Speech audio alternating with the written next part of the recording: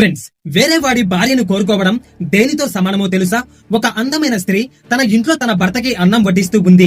అదే సమయంలో అటువైపుగా వెళ్తున్న రాజుకి దాహం వేసి ఆ ఇంటి ముందు ఆగి నీళ్లు అడుగుతాడు. అప్పుడు ఆ అందమైన స్త్రీ ఒక నిమిషం ఆగండి, వస్తున్నాను అని చెప్పి నీళ్లు పట్టుకొని బయటికి రాగానే ఆమెను చూసిన రాజుకి మతిపోతుంది. ఇంత అందమైన ఆడదాన్ని ఇప్పటి వరకు నా జీవితంలో చూడలేదు. ఈ స్త్రీ నా సొంతమైతే ఎంత బాగుండునో, ఈమెని ఎలాగైనా సొంతం చేసుకోవాలి అని ఆలోచించి ఆమె భర్త భోజనం చేసి బయటికి వెళ్లేంత వరకు అక్కడే వేచి ఉంటాడు. కొంతసేపటి తర్వాత ఆమె భర్త భోజనం చేసి ఏదో పని ఉందని బయటికి వెళ్తాడు. ఆమె భర్తను పంపించి తలుపు వేసేసుకుంటుంది. అప్పుడు ఆ రాజు ఒంటరిగా ఉన్న స్త్రీ ఇంటికి వచ్చి తలుపు కొట్టగానే ఆమె తలుపు తెరుస్తుంది. వెంటనే ఆ రాజు ఇంటి లోపలికి వెళ్లి, నేను ఈ రాజ్యానికి రాజును, మీ పాలకుడను. నువ్వు చాలా అందంగా ఉన్నావు. నీలాంటి అందగత్తె నా రాజభవనంలో ఉండాలి. అందుకే నిన్ను నా భార్యగా చేసుకోవాలి అనుకుంటున్నాను.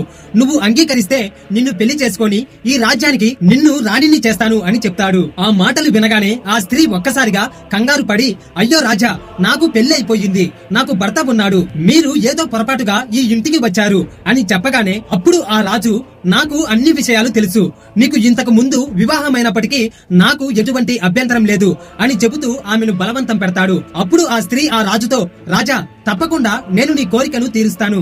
మిమ్మల్ని చూస్తుంటే బాగా అలసిపోయినట్టు కనిపిస్తున్నారు.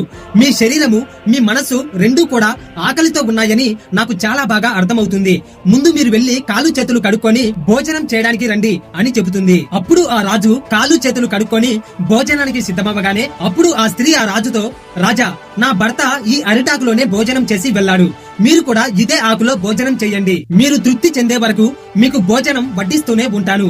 మీరు భోజనం పూర్తి చేశాక మీ కోరిక తీరుస్తాను అని చెప్పగానే ఆ మాట విన్న రాజు, నేను ఈ రాజ్యానికి మహారాజుని, నీ భర్త భోజనం చేసిన ఎంగిలి విస్తరాకులో నన్ను భోజనం చేయమంటావా అంటూ కోపంగా మాట్లాడతాడు. అప్పుడు ఆ స్త్రీ చాలా ప్రశాంతంగా, మహారాజా, నా భర్త భోజనం చేసిన విస్తరాకు ఎంగిలిది అంటున్నారు.